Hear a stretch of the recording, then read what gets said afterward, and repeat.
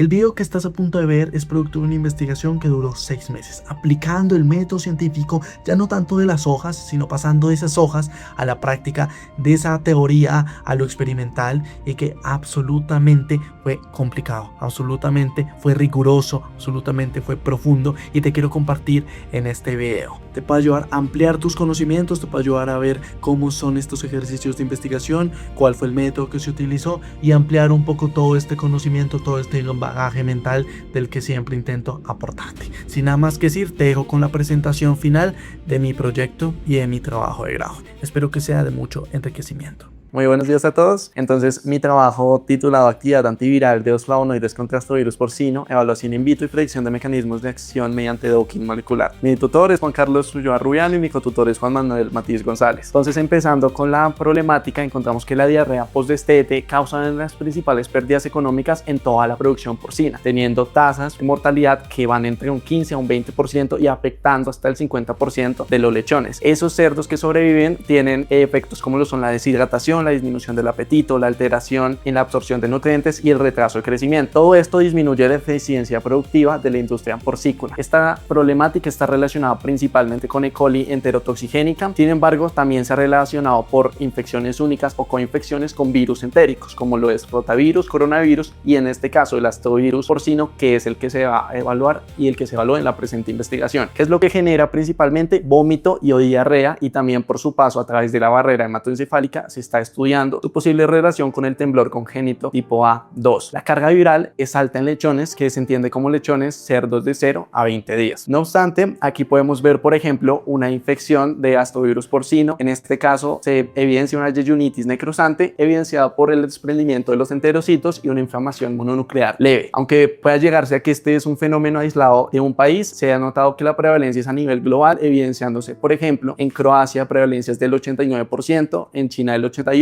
en Canadá del 79%, en Estados Unidos del 64% y en Colombia el 23%. Actualmente también se ha relacionado que los astrovirus tienen una problemática por su transmisión zoonótica, especialmente por la similitud que hay con las secuencias de astrovirus humanos. ¿Cómo se transmiten estos y cambian de hospederos? Por eventos de recombinación genética. En específico, la cepa que se utilizó de astrovirus porcino, PUJP5, se ha descrito que es naturalmente recombinante, lo que quiere decir que en su cápside tiene tanto una región de astrovirus humano y una región de astrovirus porcino. Esto nos deja ver los dos problemas que hay. El primero, las pérdidas productivas y económicas, y el segundo, el peligro que representa para la salud pública. Actualmente no hay vacunas ni antivirales específicos para el control de este virus, lo que nos lleva a justificar la investigación para identificar esos compuestos bioactivos con potencial aplicación como agentes antivirales, que sirvan como el cimiento de futuras investigaciones para ese desarrollo de alternativas farmacológicas o nutracéuticas destinadas a la prevención y el control de esa infección, que a mediano plazo también nos sirva para la reducción de la morbilidad asociadas a la infección, a la mejora de la salud intestinal y a la disminución de esas pérdidas productivas mencionadas anteriormente por la diarrea postdestete. Con relación al marco teórico, podemos evidenciar que el virus tiene un genoma de ARN cadena sencilla polaridad positiva con 3 marcos abiertos de lectura. Especialmente es relevante destacar el marco de lectura ORF2 porque va a ser el que codifique para una poliproteína, y esa poliproteína, como lo podemos ver aquí por distintos clivajes, 2 específicamente, va a dar lugar a las proteínas de la cápside, que son BP34,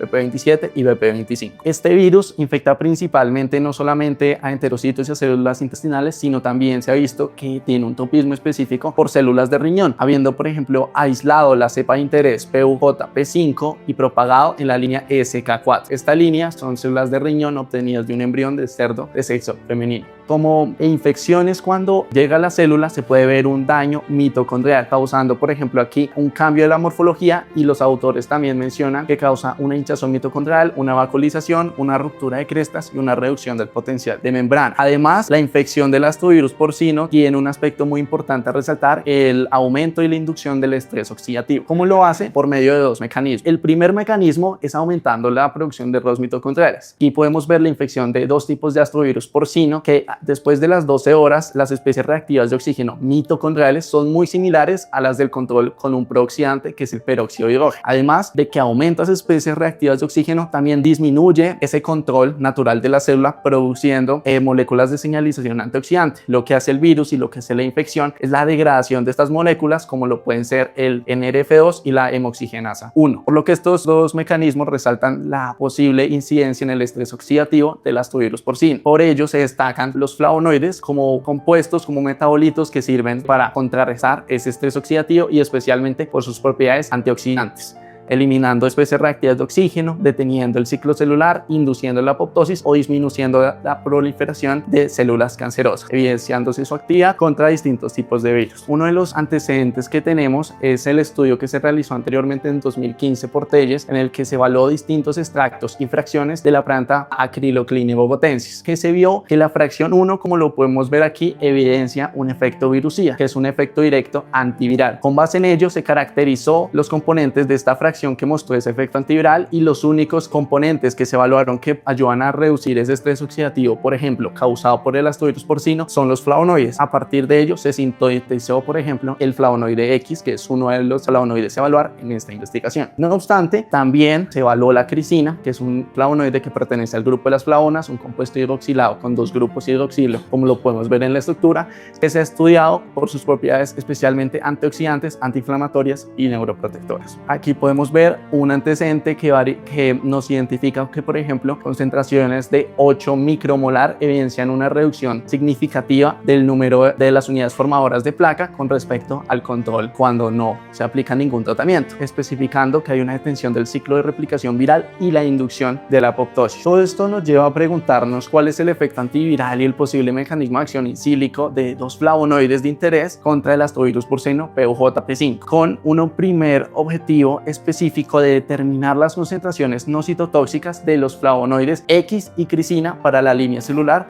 SK4. Con base en este objetivo, ¿qué fue lo que se hizo? Primero, a partir de un criovial, se realizó el choque térmico durante 2 minutos a 37 grados. Posteriormente, para la separación de células, una centrifugación durante 2 minutos a 2800 revoluciones por minuto, eliminar el sobrenadante y resuspender con medio y suero fetal bovino. Después, esto se utilizó como el inóculo para sembrar en una botella de Roux con medio Advanced IMEM, glutamina, suero fetal bovino y antibiótico antimicótico. Esto se llevó a incubación a 37 grados y 5% de CO2 y se realizó subcultivos cada 5 a 7 días. Lo segundo que se realizó fue preparar el flavonoide. ¿Cómo se hizo? Solubilizándolo con una cantidad de DMCO. Esto es muy importante porque posteriormente lo que se realizó para la evaluación de esa viabilidad celular y esa determinación de la máxima concentración no citotóxica es sembrar 15.000 células por pozo en una placa 96 durante 72 horas de incubación en las condiciones anteriormente descritas, que fue las que se determinó que alcanzaron para llegar a un 90% de confluencia. Posteriormente, con el stock de cada uno de los flavonoides, se realizó diluciones seriadas 1 en 2 para tener una concentración máxima a evaluar de 500 microgramos mililitro y una concentración mínima de 0.06. Esto es muy importante, por lo que estas diluciones seriadas evidentemente no solamente diluyen el flavonoide, sino también el DMCO. Los controles que llegaron a utilizar fue 14 controles de DMCO para cada una de las concentraciones de los flavonoides. Adicionalmente, se realizó el tratamiento de estas suspensiones a la placa previamente sembrada y se realizó la prueba de MTT para evaluar la viabilidad. Se utilizó 4 controles: negativo de solvente, controles de solvente, positivo de toxicidad y de células, y se calculó la viabilidad con esta fórmula que podemos ver en la parte inferior. Con respecto al análisis estadístico, todo esto se realizó en el software GraphPath-Prims, la versión 8, con un nivel de significancia de 0.05, con una prueba de normalidad de Shapiro-Wilk, una prueba de Browning-Forsyth para homogeneidad de varianzas, una Noah-Welch y un Gaines-Howell para evidenciar esa prueba post-hoc y esas diferencias significativas. Lo que se obtuvo con respecto a esto para la toxicidad de la crisina, como lo podemos ver en esta gráfica que relaciona la viabilidad de escala de 0 a 200% y la concentración kilogramo mililitro de cada uno de los tratamientos. Además, cada uno de los tratamientos, como se mencionó anteriormente, tiene su control con DMCO, siendo el control de MCO el que también nos dice si hubo concentraciones citotóxicas del DMCO o si se pueden atribuir solamente al flavonoide. Tenemos un margen de error del 5% que se evidencia en la línea superior con la línea punteada verde y en la línea inferior con la línea punteada roja. ¿Qué se puede hallar de esta gráfica? Que la máxima concentración dentro del rango que la definimos como la máxima no citotóxica es 0.98 para la crisina y que también se evidencia un efecto dosis dependiente. Con respecto a ello, lo que se puede discutir es la explicación de las viabilidades mayores al 105%. Esto lo hacemos mediante dos hipótesis. La primera, el fundamento de la prueba. El fundamento de la prueba inicialmente del MTT es la reducción de este compuesto por acción de las deshidrogenasas. Las deshidrogenasas como lo puede ser NADPH y enzimas glucolíticas, por lo que estas viabilidades mayores al 105% también se pueden interpretar como una estimulación de la tasa metabólica y por ende no solamente como una viabilidad celular. Además de que la segunda hipótesis puede ser que la reducción no solamente fue a causa del metabolismo de las células, sino que también por acción del flavonoide, ya que anteriormente se ha evidenciado que el MTT puede ser reducido químicamente tanto por extractos de plantas como por flavonoides, incluso presentando viabilidades cuando no hay células en los tratamientos. Como segundo resultado sobre este primer objetivo encontramos la misma distribución de la gráfica para el flavonoide X con una concentración máxima no citotóxica de 250 microgramos mililitro y en este caso las primeras tres concentraciones, que son las barras en gris de DMCO, que en teoría son los controles, presentaron unas viabilidades inferiores al 95%. Con respecto a ello podríamos decir que valores menores a 1.63% del DMCO son los que se presentan como no tóxicos. Valores mayores ya evidenciaron una toxicidad y esto nos damos cuenta que depende mucho de la línea celular, porque cuando hablamos por ejemplo de hepatocitos de humano y rata, vemos que concentraciones mayores a 2%, volumen de MCO ya tienen efectos tóxicos, y cuando hablamos de fibroblastos humanos se disminuye esa concentración mucho menos, evidenciándose que concentraciones mayores a 0.4 ya empiezan a reducir esa viabilidad. Contrariamente a lo que se vio con crisina, por ejemplo, aquí no podemos hablar de un efecto dosis dependiente, sino por el contrario que hay un aumento de la concentración que no necesariamente significa la toxicidad, sino que al contrario puede reducir la producción de especies reactivas de oxígeno y aumentar esa viabilidad. Una vez teniendo en cuenta estas máximas concentraciones no citotóxicas de ambos flavonoides, entonces se pasó con el segundo objetivo, que fue determinar el efecto antiviral de los dos flavonoides contra el virus de interés. ¿Cómo se realizó esto? Con un stock viral que se activó con una concentración de tripsina de 200 microgramos mililitro durante 1 hora 37 grados. Luego se paró esa digestión enzimática con un inhibidor de soja 5X. Se utilizó como inóculo para infectar células SK sembradas previamente en una botella de Roux y posteriormente se dejó 1 hora para ese periodo de adhesión en las condiciones de incubación anteriormente mencionadas. Se retiró el inóculo, se adicionó medio sin suero fetal bovino y se dejó para la propagación en incubación durante un periodo de 24 horas. Esto se guardó en congelación hasta que fue usado y anteriormente de realizar el efecto virucida se determinó el título del lote, especialmente porque se quería llegar a un MOI de 1 para el efecto virucida. ¿Qué fue lo que se hizo para este efecto virucida? Mezclar un stock de flavonoide con el stock viral con el fin de que quedaran 3 concentraciones no citotóxicas en el flavonoide X, siendo estas la máxima, la mínima y una intermedia, y la máxima concentración de crisina, porque como es el flavonoide más estudiado, lo utilizamos como control en este caso. Esa interacción entre flavonoide y virus se mantuvo durante 1 hora en incubación y posteriormente se procedió a tratar las 15.000 células por pozo previamente sembradas. Se realizó un periodo de adhesión durante 1 hora, se removió el tratamiento, se adicionó medio, se incubó 9 horas, después se fijó con acetona y se realizó la marcación con 2 anticuerpos. El primero, un anticuerpo policlonal para la cápside específica de plastovirus porcino POJP5, y segundo, un anticuerpo conjugado con Alexaflor 488 para cuantificar después de esta señal, esta fluorescencia con un lector multimodal. Se utilizó en este caso 4 controles, siendo estos uno negativo, uno de solvente, uno de crisina y células. ¿Qué fue lo que se obtuvo sobre la actividad virucida? Podemos ver en esta gráfica que se relaciona las unidades relativas de fluorescencia de 0 a 6000 y la concentración en microgramo mililitro en este caso de cada uno de los tratamientos, evaluándose la máxima concentración no citotóxica del flavonoide X, la mínima y una intermedia, así como la máxima de crisina y un control de infección y un control sin infección, un control celular. En este caso lo que se vio es que hay disminución en las unidades relativas de fluorescencia en 1.95 y 0.06. No obstante, aunque se evidencia una disminución, esta disminución cuando la comparamos con el control de infección no es significativa.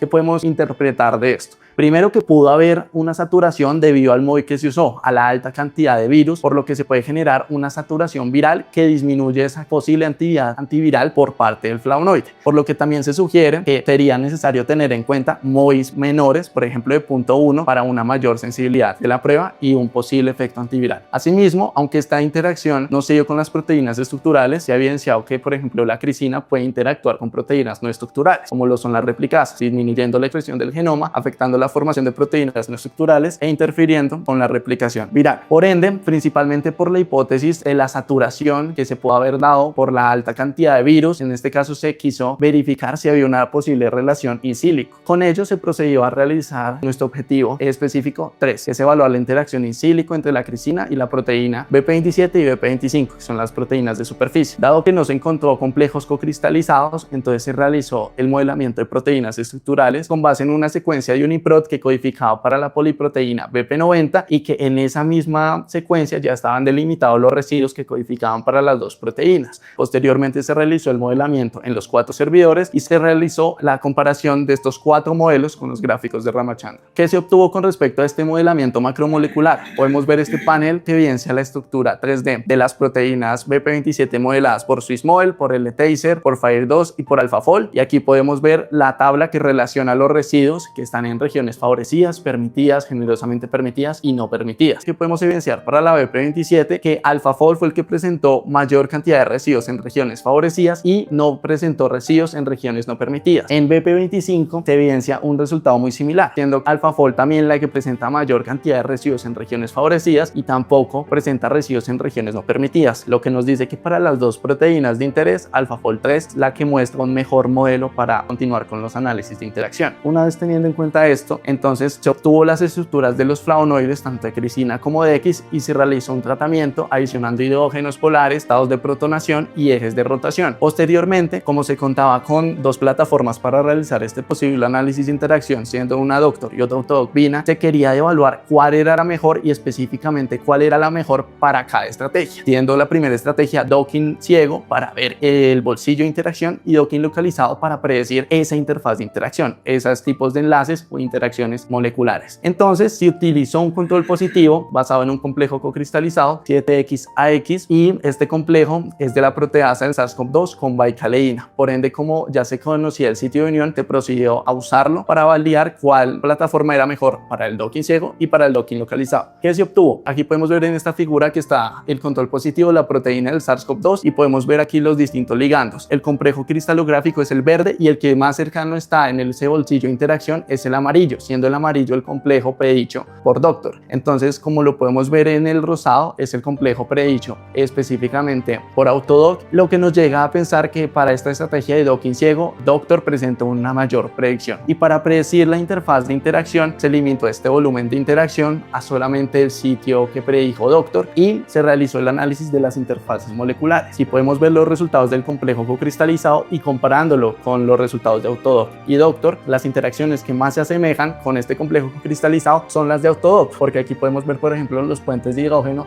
con glutamina 166 y leucina 141, que son las mismas interacciones que se presentan en el complejo cocristalizado, fenómeno que no se ve cuando por ejemplo, se realiza el análisis de interfaz de interacción con Doctor. Por lo que definimos que para el docking ciego con Doctor y localizado con Autodoc-Vina. Posteriormente, entonces, se quiso determinar si había una posible interacción entre las proteínas y los ligandos de interés. Para ello se comparó las energías libres de unión del control positivo junto con las de las interacciones en específico. Entonces, ¿qué fue lo que se halló aquí? Podemos ver una tabla comparativa en la que en el docking ciego todas las energías de las interacciones de las proteínas con los flavonoides de interés presentan una energía menor al control positivo. ¿Esto qué nos quiere decir? Que esa energía de unión, al ser menor, ese complejo se puede dar en la naturaleza porque ya se ha evidenciado que el complejo cocristalizado interactúa mediante la metodología validada experimentalmente. Y en el docking localizado, aunque las energías de las interacciones de interés no llegan a ser menores, sí son similares, lo que nos sugiere que puede haber una posible interacción. Ahora bien, ¿dónde es esa posible interacción? Aquí podemos ver los bolsillos de unión en el docking ciego, siendo por ejemplo en la proteína BP25 y resaltando específicamente que interactúan en un bolsillo de unión muy similar, por lo que se sugiere que no podrían actuar de manera conjunta por la semejanza en este lugar de interacción y que da la menor energía de unión de la glicina, podría llegar a darse más probable esta unión, esta interacción en la naturaleza. Con respecto a la interacción molecular con la BP27, encontramos que se unen en bolsillos diferentes, por lo que se destaca que la proteína puede tener múltiples cavidades drugables y la adición conjunta de estos dos flavonoides podría sugerir que tuviera mayor potencia ese efecto antiviral directo. Con respecto a las interacciones que se vieron, aquí podemos ver las de la BP25 con los dos flavonoides y BP27 con los dos flavonoides, evidenciándose con líneas punteadas las interacciones hidrofóbicas. Esta línea verde continua son las interacciones tipo Phi y los puentes de hidrógeno son estas líneas continuas tipo azul. Entonces, discutiendo esto y revisando en literatura, las interacciones que más presentan una estabilidad proteica que es del 60% son las hidrofóbicas y en un menor porcentaje los puentes de hidrógeno. Entonces se sugiere que los complejos BP27 y BP25 con flavonoide X y BP27 con glicina pueden tener mayor estabilidad en el tiempo al tener mayor proporción de estas interacciones anteriormente mencionadas. No obstante, como se mencionó que no se vio actividad antiviral, en primer lugar dando una hipótesis de que era por la saturación viral, dando una segunda hipótesis y una posible explicación de los resultados es que la interacción, aunque puede llegar a ser energéticamente probable, si el bolsillo de unión del flavonoide no interfiere con funciones esenciales, entonces eso también podría explicar la ausencia de efecto antiviral evaluado in vitro.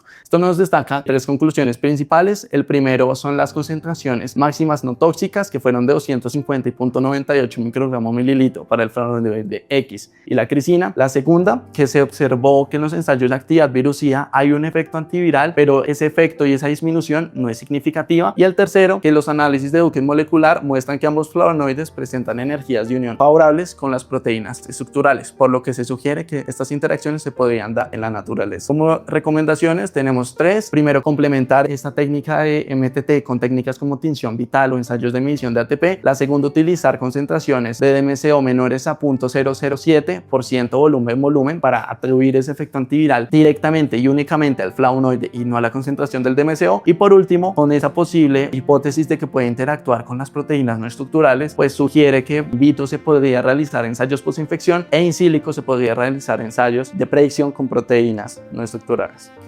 Cuando uno termina este proceso se da cuenta de que todo este trabajo duro, de que todos esos detalles, de que todas esas reflexiones, de que todos esos momentos difíciles le sirven a uno para llegar en este punto y verlos todos como aprendizajes desde el profundo agradecimiento, de ver que todo se basa en esfuerzo y que todo se basa en detalles y es en especial en resultados. Esto fue un reto más, esto fue un reto muy duro, muy arduo, pero ahora la pregunta es, ¿cuál será el siguiente?